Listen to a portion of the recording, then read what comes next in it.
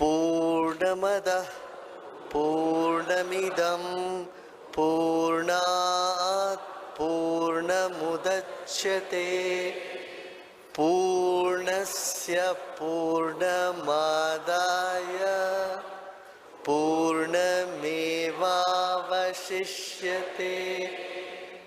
Om Shanti Shanti Shanti. Andham tamah pravishanti ye asambhutim upasate tato bhuya ivate tamo ya usambhutya gumrataha. Those who worship the unmanifest, they enter into blinding darkness. But those who are devoted to the manifest, they enter into greater darkness.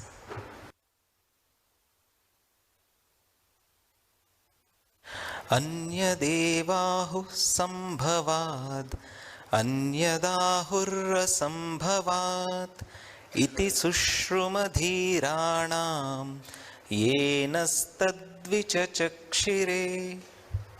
The wise have said, worship of the manifest and worship of the unmanifest yield different results.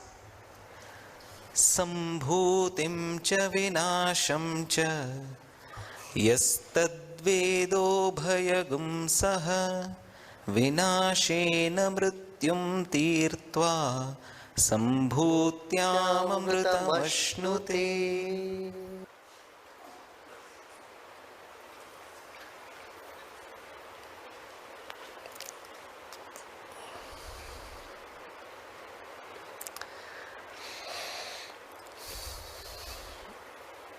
You take medicine to get rid of sickness.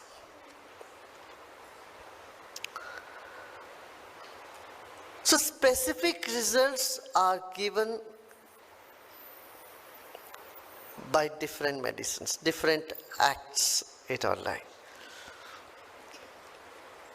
For example, you exercise when you go to a gymnasium. There are different exercises for different parts of the body. One for the chest, one for the shoulders, another for the calves, another for the back. Isn't it? Specific exercises for specific parts of the body. Similarly, specific medicines for specific parts of the body. Specific music, tunes to create specific moods. People in the entertainment field, they know it very well. They know what type of music to put where. In a love scene, they won't put a thrill music. In a suspense time, they put another type of music, which is not in celebration.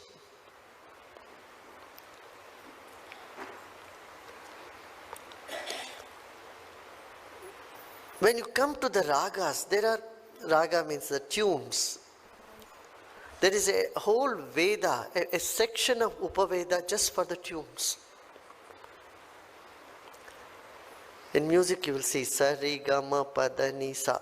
In the Vedic music, the 7 scales.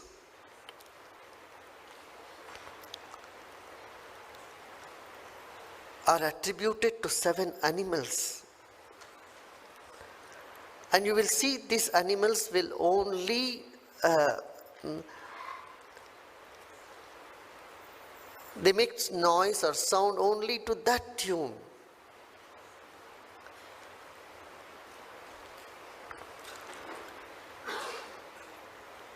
Elephant, though elephant is so big, its pitch is very high, it says ni, nishad. Music, in music, the ni comes from elephant. Pa comes from birds, nightingale. Ma comes from cows and goats and sheep.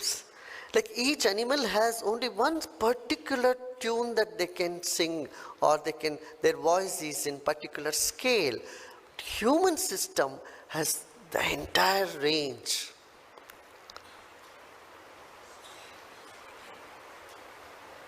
So avidyaya mrityum tirtva. Get over the death through these specific different disciplines in life. If you are sick, take medication or do the particular exercises, chant particular mantras, you get over that. But that's not going to give you immortality. That's not going to give you bliss. That's not going to bring you liberation. But it is essential. When someone is sick, medication is essential. But when they are normal, then they look forward towards freedom, liberation, something higher. The immortality you achieve by vidya, the higher knowledge. So both has relevance. That's what here they say. The manifest has its relevance, the unmanifest has its own relevance.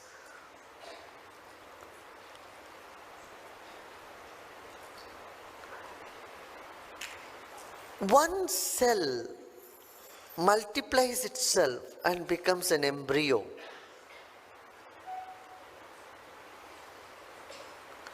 An egg and sperm, when they conjoin, they become one cell, and that embryo, when it grows bigger, then it knows exactly where the eyes, where the ears should happen, where the heart, and it is all different.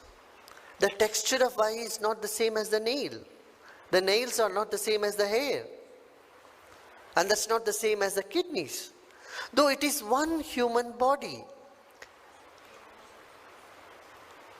yet it is so different. Each part is different. This is what is the Deva. The level of Devas is, though the Atman is one, but the Devas are many.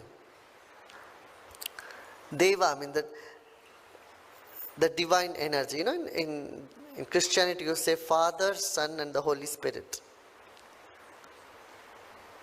In Islam it says the Farishtes, Gabriel and other Farishtes are there. Here in India they classify the Paramatma and Devata. Adhyatmik, Adidaivik and Adibhautik. 3 levels they have said. We say Shanti, Shanti, Shanti. Right? There are, on 3 levels you can get disturbed. One is the physical, second is the metaphysical, third is the causal. Adhyatmik. On the level of the self. So, to bring peace to these 3 levels, we say Shanti, Shanti, Shanti. May there be peace here, there.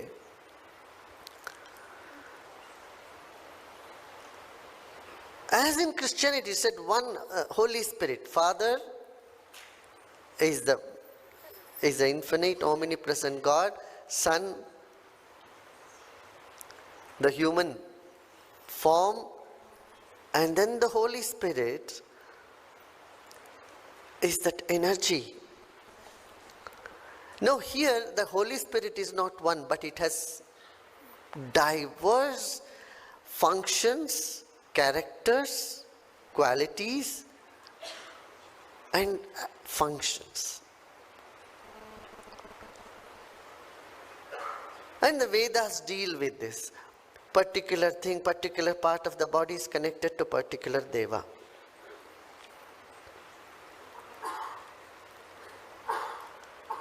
As I said yesterday, the connection between the macrocosm and microcosm is established here, and specific actions for it. So where do the Devas live? Are they living somewhere in another planet? Say no. Aprakrita Divya Manusha Rupam. There is no physical body to the Devas. They are only light bodies. What? Light bodies.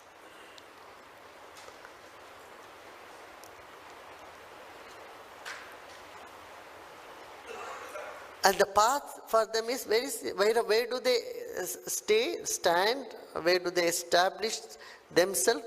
In the mantras, sounds. See, it's one electricity that somewhere has become light, somewhere has become air. When the fan is rotating, the same electricity is producing air, somewhere it is producing sound. And their functions are all different. And one electricity is providing us with all this.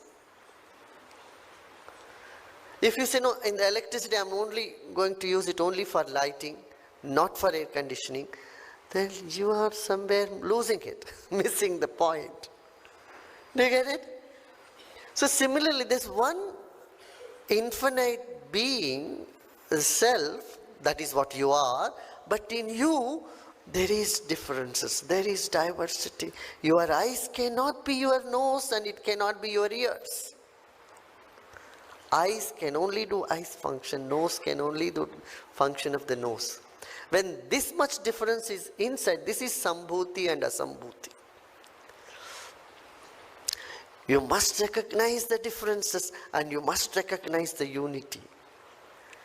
Whether someone pinches your cheek or pulls your ears, you do feel it. That's only one person who is feeling both. Correct? You can't say, I'm only here or I'm only my cheek. Yet, they have different functions.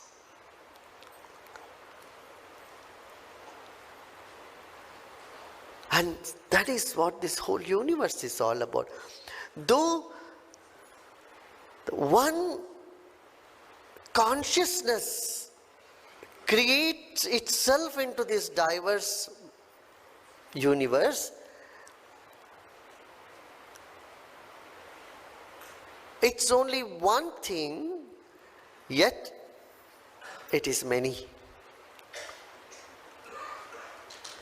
Someone who catches hold of only the one thing is going into darkness. Someone who catches of the many is also going to darkness.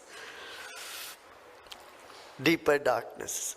So one has to understand both. That is, classical chemistry, the periodic table, is as important as the quantum mechanics of unification.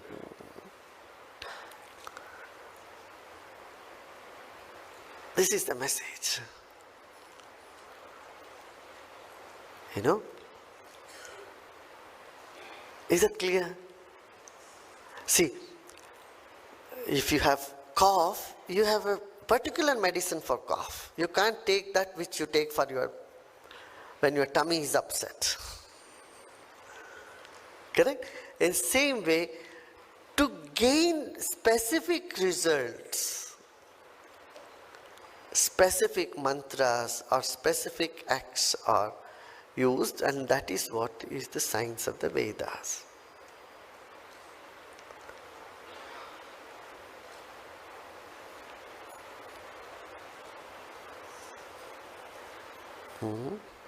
हिरण्मयेन पात्रेण सत्यस्यापि हितं मुखं तत्त्वं पूषन्न पावृणु सत्यधर्माय दृष्टये. The truth is veiled by a golden vessel. O Pushan, uncover the veil so that I may behold the truth. The very quest for truth itself is a sign of blossoming of human potential. Now, in the quest for truth, the paradigm plays an important role. Shift in paradigm has to happen. Because those who believe in many cannot comprehend one, and those who comprehend one cannot comprehend the many.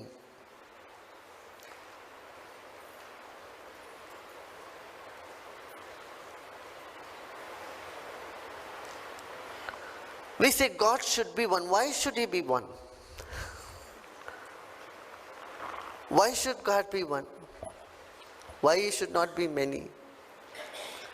Because if there are many, then there could be conflict. What makes us comfortable is if it's only one, very comfortable.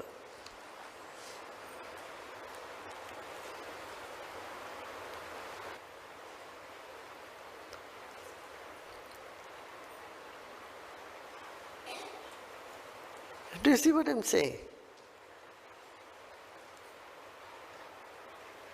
It's correct. If it is too many or many, if God is many,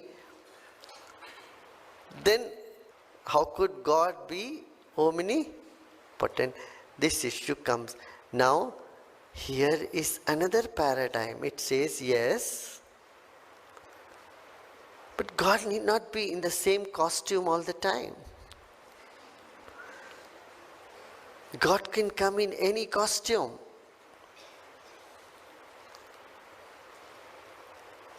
He can come in the nighties in the night, in the track pants when he goes to gym. When he goes to office, he can go in three-piece suit or whatever.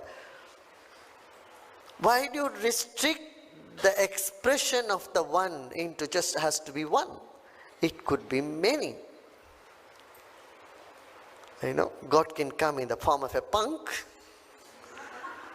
colored hair and walking in the streets of London. It could be anything. And that's why the Rishi said this entire universe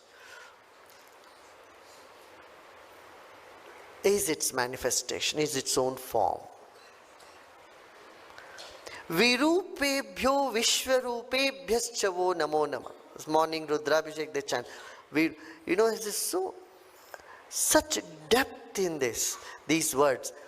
Virupebhyo means no form. Vishwarupebhyo, all the forms in the universe are His.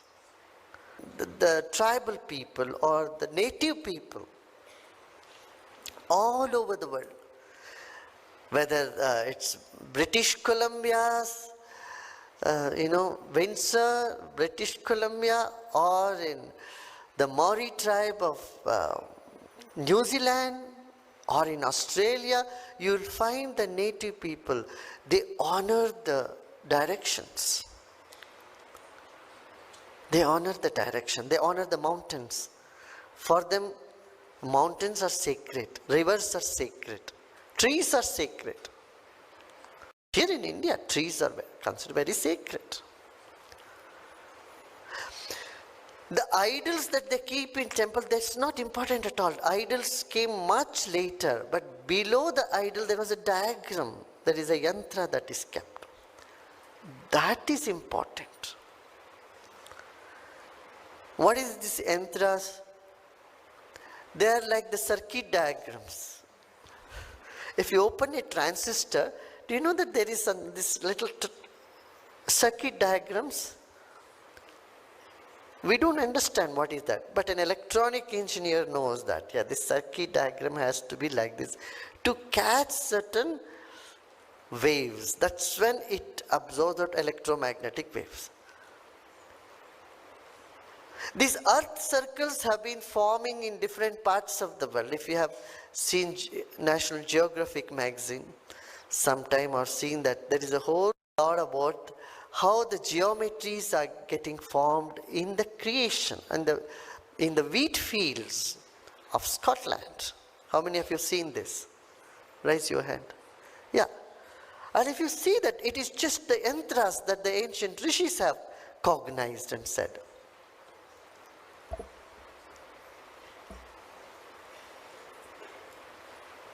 You know, there was a Buddhist monk here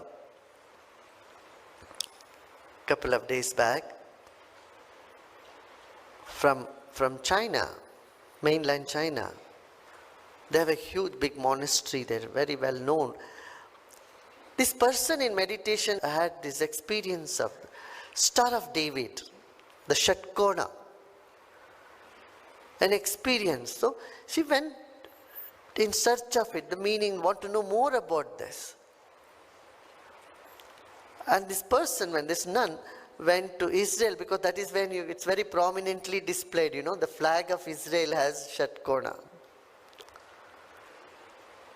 There are two ancient civilizations on this planet. One is the Vedic, the second is the Hebrew tradition of the Judaized tradition. And both have one common symbol, that is Shatkona. Of course, it is in Buddhism, Jainism, and all other religions which followed, they also use that. It is not someone's imagination, it is an experience that has come up. So she went in search of it. She said she went for many days, many years there, looking for some meaning, some explanation about it. And finally she landed up here. And when she found it here, said, yeah, this is what I've been looking for, this energy, this feeling, this elevation. So all these temples are based on these mantras and yantras. This is what is important. There's a proverb in Sanskrit that says, Archakasya prabhavena shila bhavati shankara. It is by the effort of the worshipper, a stone turns into divinity.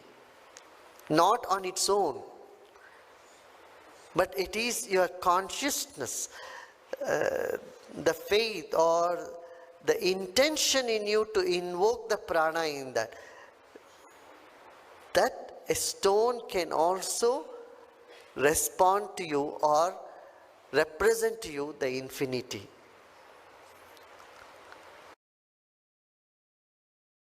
好，太精彩！我今天先看到这里。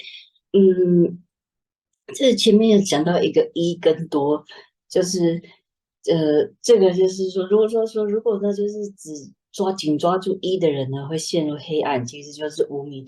如果紧抓住这个多，或是这个显现出来的形象的人呢，没有这个一的概念，也会陷入黑暗。那怎样才不会呢？就是同时又了解一跟多，就好像说，就是每次都要讲一个例子，一个光呢，透过这个三棱镜，就显现出七彩的光芒。这七彩呢，就是物质世界，我们看到它就是会有对应各种能量，就是一种能量，神明也是一种能量。但是这个的，就是源头呢，就是有一个一样东西，就是每个人都有一个源头一样东西。那我们什么时候才会意识到这个呢？